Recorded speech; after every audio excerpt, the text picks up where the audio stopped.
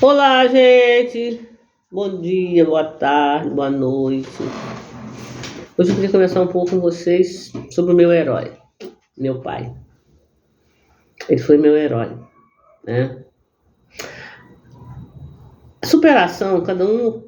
O que você pensa de superação? Meu pai, ele superou tudo que a vida fez com ele. Tudo, tudo. Tudo que a vida fez com ele. Deixa eu dar uma olhadinha aqui, peraí, gente.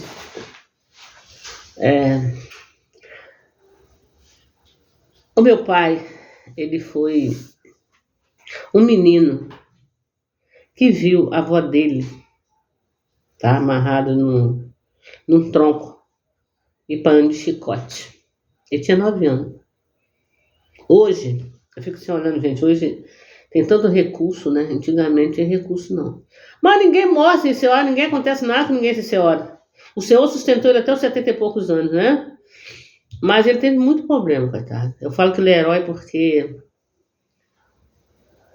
ele falou pra mim o seguinte, que ele viu a avó dele, a mãe dele, a minha avó. A minha avó era uma negra, tá? Tinha aquele tranção assim, ó. Maria Mota, a família dos Mota.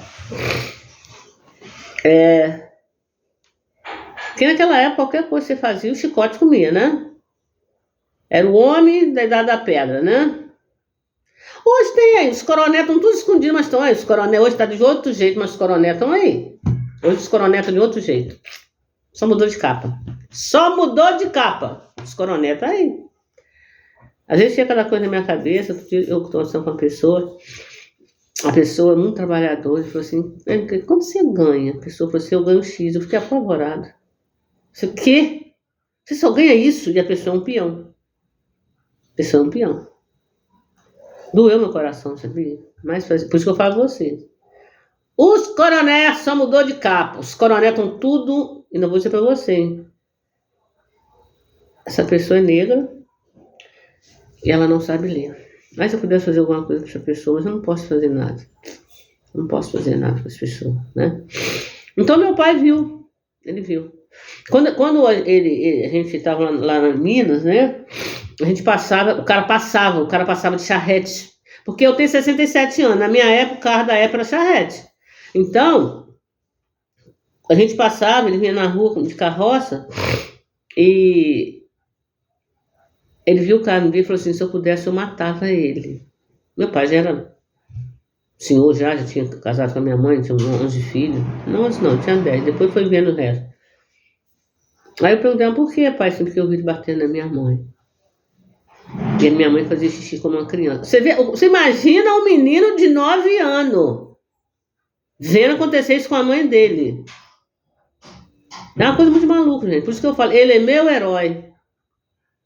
Ele é meu herói. Ele superou tudo que a vida fez com ele. Tudo. Agora, um dos erros, né? Nós cometemos com ele que não podia parar de trabalhar, ele parou. Ele morreu sem falar. Ele e minha mãe morreram na minha casa. Já de mim morreram aqui. Todos os dois estão enterrados aqui. Mentira, não estão enterrados aqui. Ela casou com um cara branquinho. O cara foi lá na fazenda, gostou dela. A minha avó era bonita, ela era mega bonita. Ela tinha um cordãozinho no pescoço de prata, eu ficava olhando. Eu era criança, gente. Eu convivia com minha avó mais ou menos de 6 a 7 anos. Ela era muito caprichosa. Ela tomava banho, né? Fazia aquelas tranças assim, ó.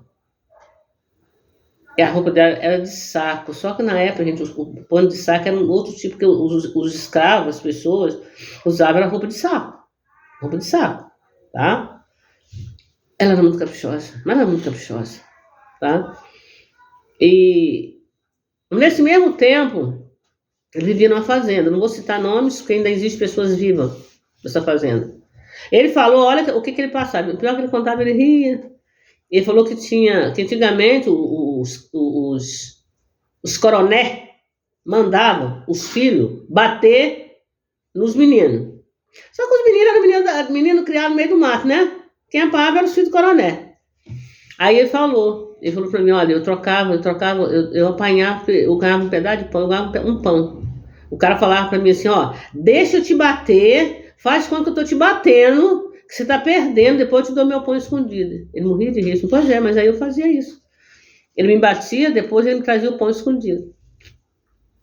Ele falou que uma vez ele deu uma febre, que ele tinha que buscar a vaca no pasto. Quando eu voltava, eu puxava a pele do meu pé sair inteira. Ele sofreu muito. Porque ela casou, esse rapaz gostou dela, ele era branquinho, tanto minha família tem um som de tipo muito branco. Ele era branco do olho azul, que ela falou, eu não conhecia ele. Ele morreu, parece que ele deu tuberculose, morreu. A família dele tomou tudo dela. Ela voltou a ser escrava. Escrava. Ela teve muito feio com ela. Vou ver se eu lembro, ó. Tia Zé Mota, tia Bastão, tia Otávio, meu pai Adelardo, tia Ota, tia Maria, tia Geralda, tia Zé Mota. Até um monte de filho com ele. Só que ele morreu. Aí no que ele morreu, ela voltou a ser escrava. Não tinha problema. Eles tiraram tudo dela, tudo. Tudo da minha avó. Aí meu pai começou, né? Tinha que fazer as coisas, porque ele era um menino. Ele superou. Então a vida do meu pai, a gente nunca foi brincadeira. Porque eu trabalho da roça, trabalho da braçal, eu cheguei a pegar um pedaço. O trabalho da roça é muito, muito forte. Meu pai não tinha descanso. Por isso que eu falo que ele é meu herói. Ele superou tudo. Ele aguentou tudo. Hoje qualquer coisa as pessoas estão se derretendo, né? Não é assim não. Ele trabalhava os 365 dias do ano sem ter férias. Sabe quando é que ele tinha férias? Ele tinha 2 tiradas de leite. Uma de manhã, ele acordava 3 horas da manhã, tirava, levava no ponto, batia as latas de leite, lá chama bater a lata de leite. Depois de tarde ele vinha de novo, botava as águas para dentro, tirava leite. O meu pai descansava às 5 horas da tarde. O meu pai não sabia o que era descanso. Teve uma época assim que meu pai era louco. Meu pai nunca foi doido. Meu pai nunca foi louco. Nunca foi louco. O meu pai tinha depressão. Hoje eu entendo que meu pai tinha depressão. Ele aguentou tudo. Ele era muito quieto, ele não falava. Ele era muito quieto, ele não falava. Mas mesmo assim, bom, ainda tinha tempo. Ele ia pro baile, levava minhas irmãs e ficava tocando sanfone. Daí ele era esperto. Eu puxei muito meu pai. Mas ele falava assim, ó, vou levar vocês pro baile, hein? Vocês não dão fora. Lá em Minas, gente, chama peru. Peru é lá na minha época, quando você ia pro baile, saía 2 moças dançando. Os caras chegavam e batiam a palma. Aí às vezes a moça não queria ir. Aí dava briga. Ele levava, eu não fui não, tá gente? Foi as mais velhas, Cidinha, Irinha, Irani e Iura. Ele falou, ó, vocês não vão dar peru nos caras não, que eu não quero briga não, hein? Porque o menino tinha faca, tinha uma faca assim, ó. Às vezes dava umas brigas no bar, uma coisa muito difícil. Ele tomava conta dos meninos, não achava não. Ele era feliz. Ele tocava sanfona, gente, ele não sabia ler. Eu sei muita coisa que eu aprendi com ele. Eu sei jogar. Nem meus irmãos sabem direito, mas eu sei jogar bisca, eu sei jogar baralho, eu sei jogar 21. Porque ele me ensinou. Eu acompanhava ele tocando sanfona.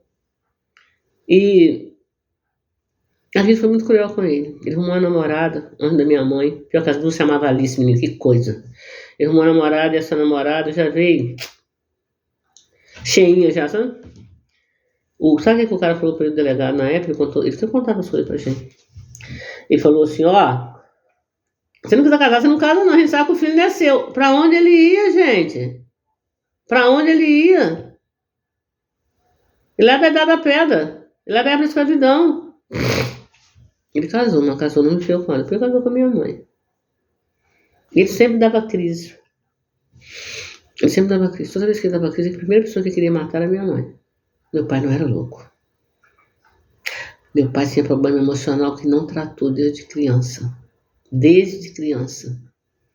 Ele ia trabalhando, de 5 anos, de 6 anos, ele dava ataque. Ele ficava falando coisa com coisa. Aí sucede que corria uma vez com gente de dentro. Engenho de dentro? Acho que é engenho de dentro mesmo. É um negócio aqui no Rio. Que trazia os malucos. Meu pai não era maluco. Ele chegou, ele contou tudo. Primeira coisa que ele falou, minha filha, eu vi a praia. Eu vi o mar. Ele sabia de tudo que aconteceu com ele. E ele veio, porque assim, na roça, gente, misericórdia. Ele tomou muita injeção, porque assim, era farmacêutico, né? Ele já veio com o braço assim. Ele falou que assim, chegou aqui, eles cortaram o braço dele para tirar aquele pus sem anestesia. Mas para quem aguentou tanta coisa quando era criança, né? Aí dizer que ia rezar de noite, que graças a Deus ele morreu evangélico. Ele falou que ia orar de noite, ficava, ele tá orando, vamos bater nele, ele tá orando. Ele contou tudo o que aconteceu com ele, tudo. Agora, depois, de um certo tempo, né? Aí passou uns tempos e tal. Eu lembro uma vez que a mãe separou dele. Que ele dava ataque, gente. Ele ficava nervoso.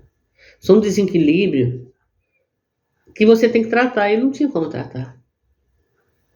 Na época do meu pai, o remédio para as pessoas era Lexotan. Grande dose. Então ele ficava quietinho o dia todo. Ele já era quieto, gente. Ele ficava quieto o dia todo. Mas no meio disso tudo, você lembra que eu contei? O coração dele era bom. O coração dele era bom. Ele cuidou do meu filho. Por isso que eu falo com você, gente, coração é coração. Quando você tem um coração bom, ninguém estraga ele. Ninguém estraga ele. Eu me lembro que uma vez deu uma crise, a mãe falou, eu tava no Rio. A mãe falou assim, gente, perdão que eu tô com alergia, tá? A mãe falou que ele pegou uma garrafinha de leite e falou assim, eu vou levar ele pra mãe dele. Eu não tô bom, eu não tô bem. Eu vou levar ele pra mãe dele. Diz que ele ficou o dia todo com o Túlio, meu filho, no colo. A mãe dele falou assim, pai, me bota no chão, pai. Se não, minha filha, eu vou levar você pra sua avó, pra sua mãe. Ele era uma pessoa boa. Ele foi meu herói. Ele foi meu herói. Não, mas ele me bateu 2 vezes, menino. Doeu pra caramba. Ele batia na gente como batia em boi. Meu pai sabia de cuidar de boi muito bem. Ele fazia parto de vaca, ele cuidava de bicho, ele fazia tudo, porque ele foi criado dentro de uma fazenda. Então fico para vocês aí a história do meu pai. Desde quando eu contava vocês, a minha avó tinha uma. Eu acho que ela deve ter corrido, né? Ela nunca quis contar para mim. Ela tinha um projeto assim nas costas. Que antigamente, quando os escravos corriam, os capatazes tiravam, né? Eu creio que ela correu de alguma coisa. Ela tinha um projeto assim desse tamanhozinho, tamanho do meu dedo mindinho aqui nas costas. Eu via assim, vó, deixa eu já, deixava eu rir, começava a rir. Ela nunca quis contar para mim. Eu era criança, né, gente? Eu era criança, como é que ela ia contar isso para mim? Mas eu digo para você, eu me lembro do meu casamento, vou trazer meu álbum para vocês verem, tá? Eu casei em 89, eles vieram de Minas, eu me lembro. Eles choravam muito no meu casamento. Porque eu pedi a Deus, mais uma vez Deus, né? Tô na minha vida, Deus, ajuda a honrar meu pai. Me dá um casamento. Me dá um casamento. Se eu desonrei ele, que eu possa honrar ele. O dia do meu casamento foi tudo muito bonito, sabe? Muito bonito. Eles vieram, sabe? Ele e a minha mãe. Eu me lembro que eu tava no altar. Também não casei de branco, não, gente. Eu já tinha um filho. Eu tava no altar, olhava pra ele e chorava. Mas ele chorava assim, copiosamente. Por isso que eu falo com vocês. Deus ama a gente. Deus não pensa como o homem. Ele foi o meu herói. Ele foi meu herói. Cada um tem o seu herói, né? Ele foi meu herói. Eu ia de manhã lá no curral levar café pra ele, no bolo, aquele bolinho assim de ágate, e aquela canequinha. Aí eu chegava lá, eu dava o café pra ele, que ele acordava 3 horas da manhã, né? Eu era muito agarrado com ele. Aí, ele falava assim, espera aí, minha filha, eu vou te dar leite. Ele pegava a canequinha, ia lá no peito da vaca e me dava. Naquela época podia beber o leite da vaca direto, gente. Hoje não, né? Deus que me livre. Se você beber um leite direto hoje da vaca, você morre. Fica aí pra vocês, mais uma história da mineira. Eu ainda tenho mais coisas pra contar pra vocês. Tá bom? Beijo da mineira.